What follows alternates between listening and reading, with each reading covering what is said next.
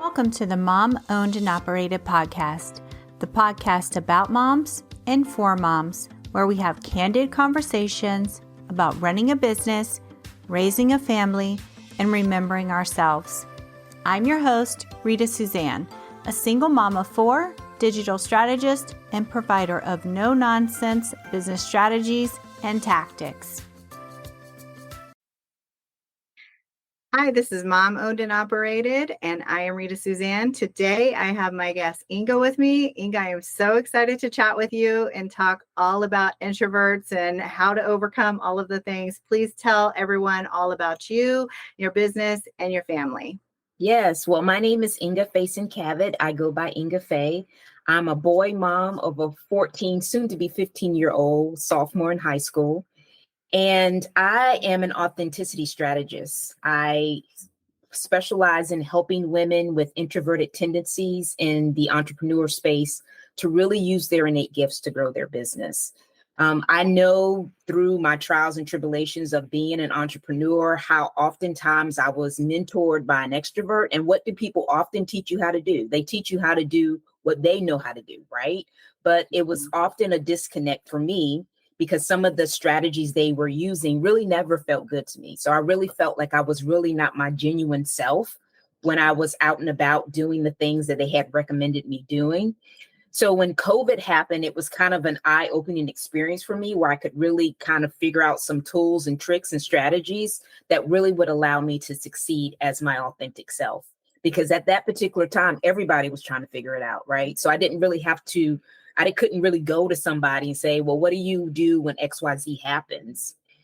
And as a result of that, that's when I came up with these strategies that have really been beneficial to my fellow introverted women. And I'm just all about just helping them reduce their learning curve and really be the success they were meant to be. Yeah, I think that it's such a, prevalent thing for women entrepreneurs, especially. I want to say at a certain age, right? Like as we become like at a certain age, some of us are just not as comfortable in putting ourselves out there online. Right. Maybe the younger moms and women are. And I think that's just a generational thing. But I remember when I started 10 years ago, I classified myself as an introvert, and I still do that, even though I'm comfortable getting on video. I'm comfortable in social situations. But I don't think that I'm actually an introvert. I was just shy and uncomfortable online. Yeah, well, I think that's a good thing that you just shared too, because oftentimes people think the only people that are shy are introverts, when in actuality, extroverts can be shy too. And really what I have found when you're talking about introverts and extroverts, it really comes down to how you get your energy. I know personally for me, I recharge by myself. If I do something like this, I can get up and talk and be passionate about a product or a service that I really support and endorse. I can do that without a problem.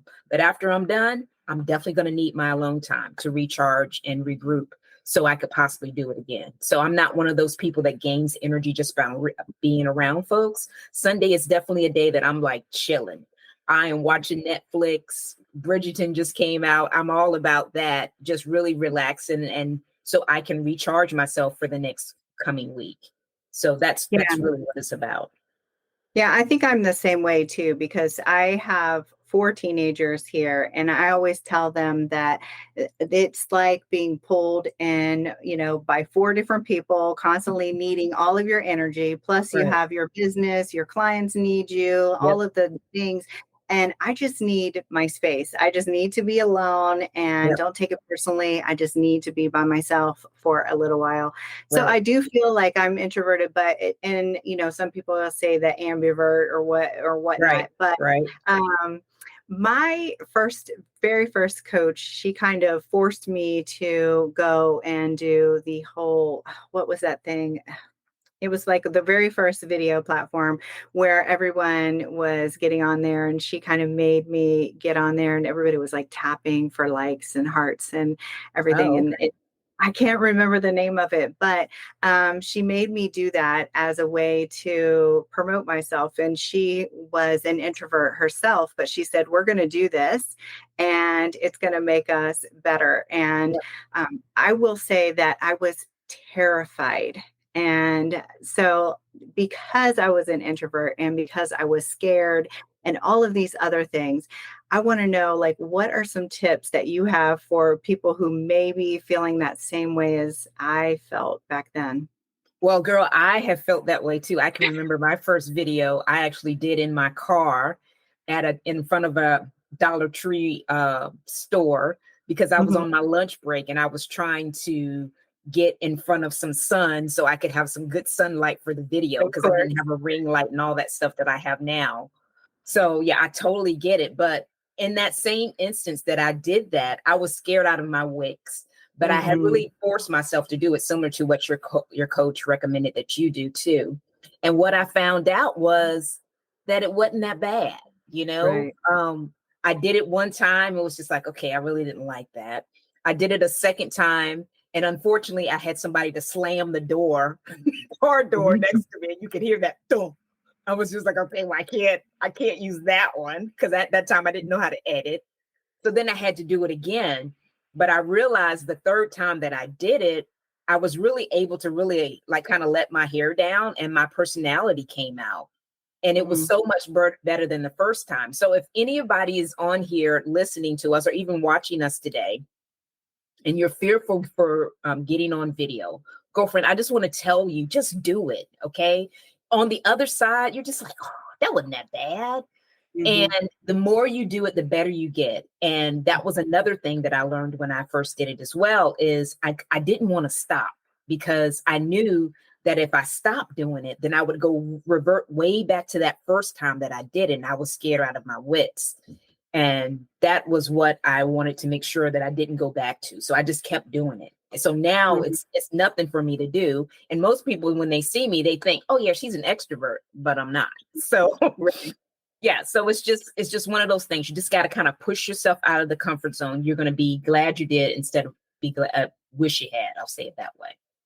Yeah, I feel the same way. I feel like the more you do it, the easier it Yeah. becomes. And like you, people think that I am an extrovert, and I'm like, okay.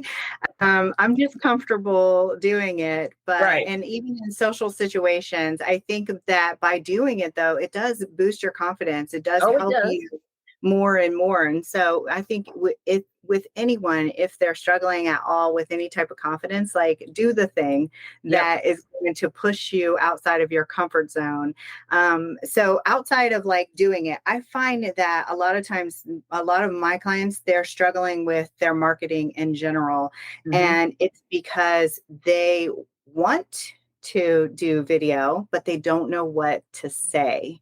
Mm, Um, so what do you think, like, is something that you would tell somebody where they're just like, you're like, just get on video. And they're like, I right. don't know what to say. Well, it's funny that you say that, because this has kind of been on my heart for the last 2 days. And I'm definitely going to have to act on this to come up with some kind of platform to share this, but outside of this platform today. But the first thing that I would say is, I think it's very imperative when you're trying to think about what you want to talk about, is who are you talking to?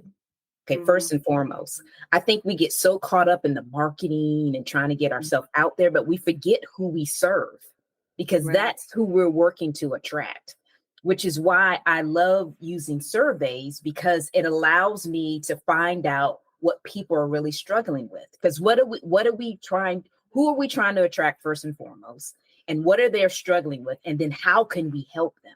And then once we keep that in mind, the things that we talk about are going to be for that person. It's not going to be for us. So I think we need to take the mirror and not look at ourselves, but turn it around and really find out what our client wants. And that's why I love the surveys, because it allows us to truly do that, and do it in a manner that allows us to filter and not necessarily convince people what we have is what they want, because Mhm. they will, if you ask them, they will literally tell you. And at the end of the day, people want to be validated. They want to be seen, they want to be heard, they want to be understood. And what better way to do that is by asking them. Right. If they'll answer you. I think that a lot of people are like, I will put out a survey, but I can't get anybody to answer them for me. Right. But then that means that they weren't your person anyway. Because if they're not That's willing to answer, if they're not willing to answer your survey, then right. they're not for you. They've already told you, they've already filtered themselves and said, nope, I'm not it. So yeah, for sure. Love And then that. I think it's in the way that you ask it. I think you Hmm. have to make it a win-win type of situation for them. You know, they're helping you, but how are you going to help them at the end of the day? So Exactly. it's kind of that kind of thing too. Because like for me, one of the things that I work with coaches and consultants. And Hmm. what do I know coaches and consultants want? They want visibility, right? Hmm. So Hmm. one of the things that I tell them, hey, you're going to fill this out for me. But in addition to filling this out for me, this is also going to help me determine if we're really a collaboration fit. And if we can share the stage on one of my YouTube channels where we can both benefit as a result of us interacting with each other, because entrepreneurship Yeah, is a team sport, right? I So love it. that's what we got to keep in mind too. So kind of think about that. What's in it for them? Hmm. Don't just think about what's it, because you're getting the market research. Yeah, that's great for you. But what are they getting after they do it? Right. And I think that's where a lot of business owners would drop the ball, where it's just like, okay, this is what I need, but Right. they don't really consider why would somebody fill that out, even whether or not they're the target audience, right? Like Right. there has to be some type of something in it for the Yeah, person filling it out. So I exactly. love that. So a lot of times, I think now, especially in these past couple of years, and we talked just a little bit briefly on our current state of like marketing, right? We Hmm. talked about how a lot of times now it seems like it's overcrowded, it's Hmm. overwhelming. You have to be out here, and almost as if you're not on video, it's going to be really, really hard for you to get clients and be seen. So, do you think that someone who is introverted could be successful as an entrepreneur? Oh, yes. Yes. Yes. Yes. Yes. For Tell me sure. The more. thing about it is we have to use our innate abilities to grow our business and not do it like an extrovert would do it. An Mhm. extrovert is going to go to a networking event and they're going to probably more than likely be the life of the party, be talking to a whole bunch of people. And we naturally are not going to do that because we're not really small talk kind of people. Okay. But we could possibly get up on a stage and talk about what we're really passionate about and have conversations after that and attract the people that we want to us, and then have those one-on-one conversations to really determine if they are a true fit. We can do that for sure. Mhm. So it's just kind of just finding out what your niche is.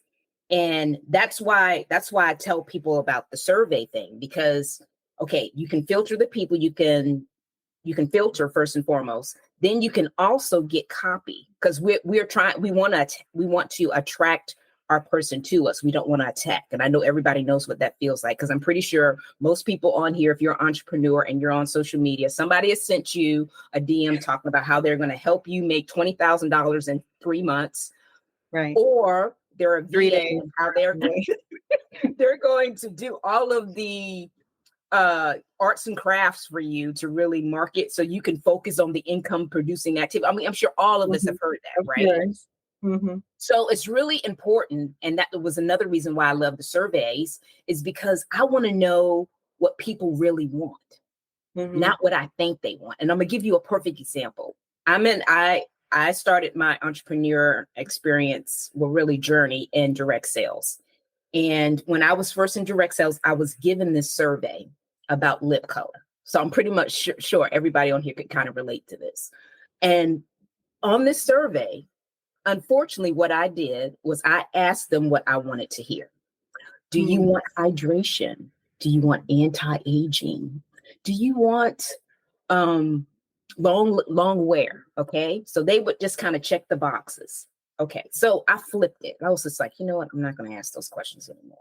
I'm just going to ask them, what is your biggest lip color struggle? Okay. Mm. You know what they said?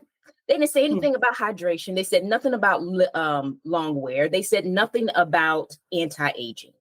They told me, Inga, I just want something that looks good on my complexion. Yeah. Mic drop. Okay. They could care less about all that stuff that I was asking. So what did I use? I used that question on a landing page and started getting people to come into my world just by asking that one question that Love it. initially I wouldn't have inherently known what to ask because I didn't know what they were struggling with until I asked them. So that's what Mhm. I'm saying about figuring out the copy, even what to talk about. When you're doing Mhm. the surveys, you're getting those ideas because they're literally telling you. They're Yeah. literally telling you what they need. And one of the things that I found on my survey talking to other business owners is they're telling me they struggle. I don't know how many times I've heard they're really struggling with lead generation. And they're Mhm. in every kind of way they're telling me they have not identified their avatar. They say things like, I want this one girl told me, I'm a nonprofit and I want clients that have a budget of 750,000 a year or something she was telling me. Okay, those are the type of people you want to work with. Okay. So are those the type of people you're targeting? Right. Because if you're not targeting those type of people, then you're not going to find those type of people. But if you Right. know what you're looking for, almost kind of similar to what we probably did when we were dating, we wrote down the ideal guy for us or the ideal mate. It's the same thing that when you wrote it down and you figured it out, and then when the person appeared, it was just like, that's him or that's Right. her, that it's the same kind of thing. But we don't do that. We think we got to come up with all these marketing things and we're trying to do all the videos and we're not sure what to talk about. What does our person need? We Mhm. got to find the need and then fill it. And that's how Yeah. we do that, by asking the question. Yeah. So, I think that's really valid. It seems like often when I'm working with clients, regardless of what it's about, whether it's marketing, whether it's, web design, whatever, they think that they understand who their ideal client is, right. right? Until I ask them to describe that Yep. person, except what they're describing is more like a group or Mm-hmm. broad description of someone. It's the whole, oh, but someone between 35 and 55, that thing. And I'm like, no, especially as an entrepreneur, we need to get super, super Focus. specific. Yep. And really, and it's not really about like demographics, all of that stuff. At this point now in our marketing world, we need to focus on pain points. What are the pain points of this person? What Yep. are their buyer behaviors? How are they buying? Like what do we need to do in order to connect with them more? Exactly. And yeah, instead of like really focusing in on little things that don't really matter, right? Mm-hmm. So I love that you're using that. And back when I first started, what we would do is we would go into Facebook groups and that had our target audience in it, and someone would ask a question Mm-hmm. based on what we would need, and then we would copy some of the answers and put that in a spreadsheet or whatever, and then that would tell us exactly what people were asking Right. versus having the survey, right? Because at that time, like, let's say you didn't have an audience, right? You were just you were able then to pull some of the stuff that they were actually saying. So I think that that's a different way to kind of Right. grab some direct like copy from people. But I think it's more powerful when it comes from your actual people. Right, right. Well, that's the ideal thing about it. You don't have to this doesn't have to be a warm market type of person that's filling out the survey. You can do it in a cold type of atmosphere too. But again, you got to make sure that you have an incentive that they're going to be willing to do it for you because you're going to do something for them. So Yeah, it's got to be a win-win type of situation. So yeah, it can be done for cold market too. I love that. So what are some, I guess, specific suggestions that you would have for people in order to kind of get them out of their little introvert shell? Do you have any like recommendations for people besides you just do it? Right. Just do it. Oh, well, I guess it's really important to practice. I think we should be shooting from the hip, which is not a trait of an introvert. Practice Mhm. makes definitely progress for us. I won't say perfect, it makes progress. So the more that we're able to practice and kind of think through the things that we're going to say and how we're going to say it, and not Mhm. be afraid of the pause. The Mm. pause is good. If we need a minute to kind of gather our thoughts, because that's what we do. I mean, we're deep thinkers. We need that pause to really kind of figure out what the next thing that we need to do. It was amazing to me that I was in this mastermind a couple of months ago, and it never occurred to me just to take time to think, because I'm a deep thinker as it is. And I was, as my father would say, dazed, glazed, and amazed by all of the things that I was able to create on my own, that I didn't necessarily have to have somebody to tell me, that it was just like, I'm putting this in place, but it was because I sat there and I thought about it, and Mhm. not being afraid of that. I mean, I think it's very important when you, especially like when you're doing speaking engagements, if somebody tells you what the questions are before you get up there, of course, if you practice them, you'll be fine because you were prepared for it. Mhm. But we have to take that time to do that. And I think that's really imperative for our success. Step out, push yourself out your comfort zone. Make sure you practice. Make sure that you're present. So if you got to write things down, if something really makes sense to you, make a note of it. And then if you need further time to ponder, or more than likely you will, then take that time and then implement it. Yeah, one thing that I like to do when I'm making my videos is to do like 3 to 5 like talking points Yep. that I can make sure that I hit on so that I'm not Babbling. wandering on the topic too much. Yeah. Right? I need things that are gonna keep me focused. Right. So I think that also helps. Let's kind of pivot a little. Well, before we do, you have a free guide that you want to share with everyone. Tell us about that. Tell me what's included in that, because I feel like that might have some good stuff for them as well. Right. So what I did was I wanted to come up with a way to help my fellow introvert to be able to create these surveys. So you could completely avoid what I just described to you about telling people what you want to hear instead of finding out what was really going on with them so they could feel understood. So I Mhm. have created a survey guide that you Mhm. can download for free. That kind of gives you strategy on how to actually complete a survey to gather the things that you really want to find out and more about from your client. So that you can go to my website, ingafay.com. It's right on the homepage. So you can just put your name and your email address, and then you'll get it instantaneously. I love that. I think that, and that just ties in perfectly because people probably like, well, I don't really sure what to ask, Right. right? And I think that that's a great gift, especially since we're talking about surveys. So one thing that I want to really find out is how people are able to do like the juggle, right? Like, what is one of your favorite tools that you are using in your business? That is it a project management tool? Is it some kind of other software that you're using? Like, what is helping you to kind of like optimize your day so that you're not super overwhelmed? It's a planner that I use, and I'm a strong proponent of planning your day on paper before you walk it out. Hmm. Especially as moms, we have 50 million things that, like today, I had my plan of today, but some things came in the way of that. And as a result of that, I just had to be able to know, okay, today is it's 1 o'clock. Well, really 12 o'clock. I know I got to be on this podcast. So just kind of get myself back into sync. I think it's really important for us to at least plan it out. It may not necessarily go the way that we planned it, but it's very important that we have the plan so we can go Hmm. back to where we need to as needed.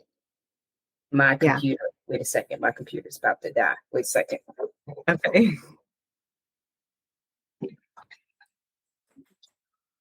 Let me make a note.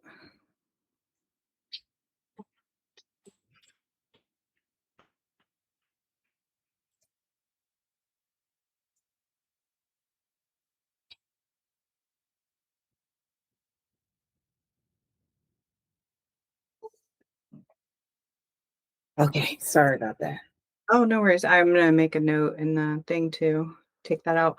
Um, Okay.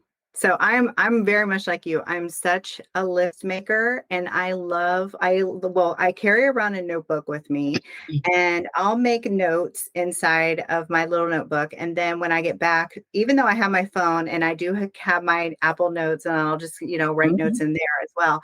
But then once I get back to my desk, I'll take all of those notes and then I'll put them inside of my computer. But it helps me to kind of like, I think, get it out of my head when I actually Yep. physically write them down. So Yep. I love that you're doing that as well. The next thing I really want to talk about is, what are you listening to or reading lately? It could be business related or not business related. Right now, I am very much looking at how to expand my visibility through SEO. So I have been reading SEO books about getting backlinks and making sure you have SEO content and really being able to have authority because of the backlinks that you gain from writing in different magazines and that kind of thing. So Mhm. that's one of my focuses, in addition to my YouTube channel, really actively working to grow my subscribership because I want to monetize my channel, and just Yeah, really figuring out ways that even as I reach that level of monetization, that I could still do it, even having less than 1,000 subscribers that they're recommending, that I can still monetize in other ways. So just kind of being creative in that way of really just growing and expanding my reach so more people can know about what I have and how I can serve them. I love that. And both of those strategies are long-term strategies. Right. So, even though they take time to build up, they pay off in the long run. Oh yeah, So for I sure, for sure. Yeah. And then I guess more short term, since you broke that down like that. So more short term is more grassroots kind of marketing, and Mhm. that's where my surveys come in, where I can connect with my happy place on social media is really LinkedIn. I feel like I'm really able to find my people over there. I do Mhm. some on Facebook, but the majority of my stuff is over on LinkedIn. So I have newsletters that I write on a regular basis that attract my client to me, and then I do the surveys, and then I'm doing podcasts and these kind of things on a regular, again, to further my reach. I love that. I just learned about the fact that LinkedIn has newsletters just Mhm. yesterday. Yeah, and they're Just really powerful. I've actually gotten writing gigs from my newsletter. So I write for two beauty magazines, and I'm in the process of writing for the Entrepreneurial magazine. And Mhm. those type of gigs have come as a result of my newsletter. Because of course, when you're writing the newsletter and you're getting those writing gigs, they want to see what you've written. And Right. typically, granted, I have my email list and my folks are getting that, but just to be able to just tell them, hey, you can just go to my beauty newsletter, hey, or you can just go to my coaching newsletter on LinkedIn. I can just direct them both to those newsletters, and it's really easy for them to see how I write and what I write about. I think it's a good feature because I guess back before, we used to, I guess, be able to add our LinkedIn. They said, add your blog posts to LinkedIn as, I don't know, posts or whatever. But I used to Right. worry that it would interfere with your SEO. And so I never would do it, even though they would say it was safe. I never would do it because I Oh. would nervous about it.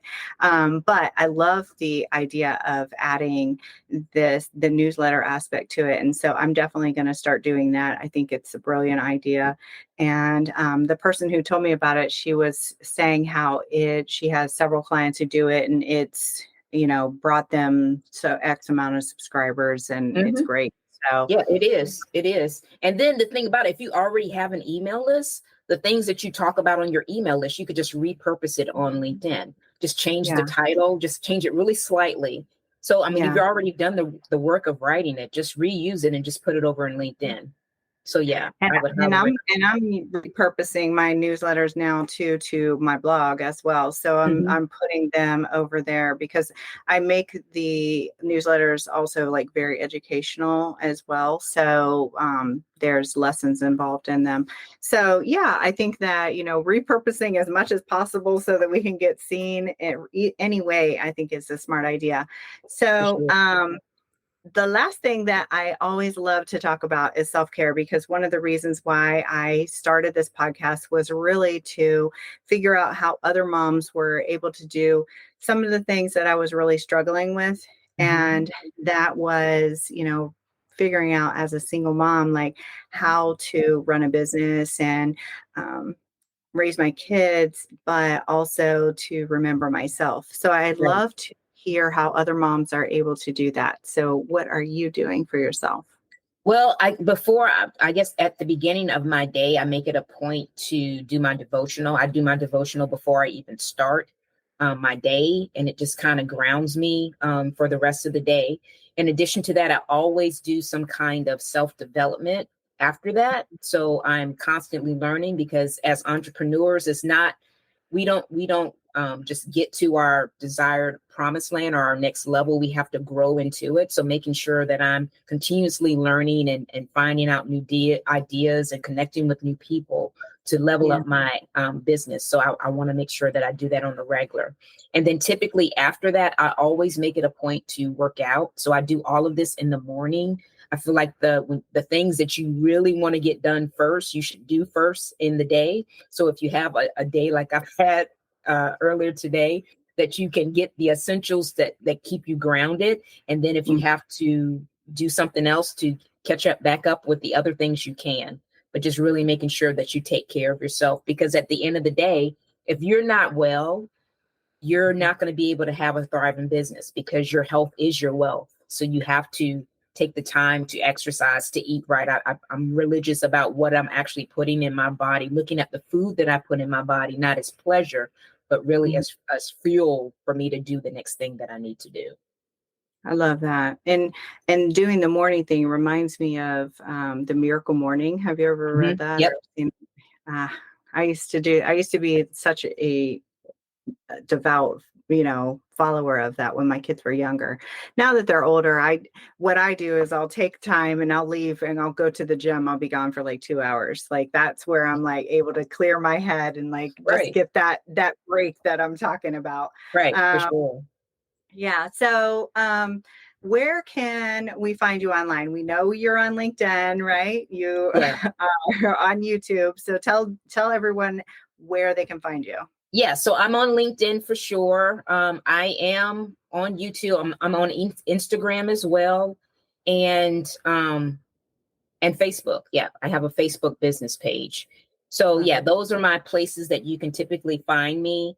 Um, Unfortunately, in my game of creating my business, I wasn't as diligent to make sure that all of my ads were really, all of my handles were the Profile. same, but Mhm. they're pretty much the same. They have Ingafay in them, but you have to add a little spice to it. But I'm sure that information will be down in the show notes, so you don't have to Definitely. worry about finding it. You can just kind of click and go to Mhm. the prospective place that you want to find me.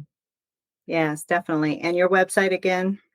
Ingafay.com. That's INGAF as in Frank, AY.com. Thank you so much. It's been such a pleasure having you on.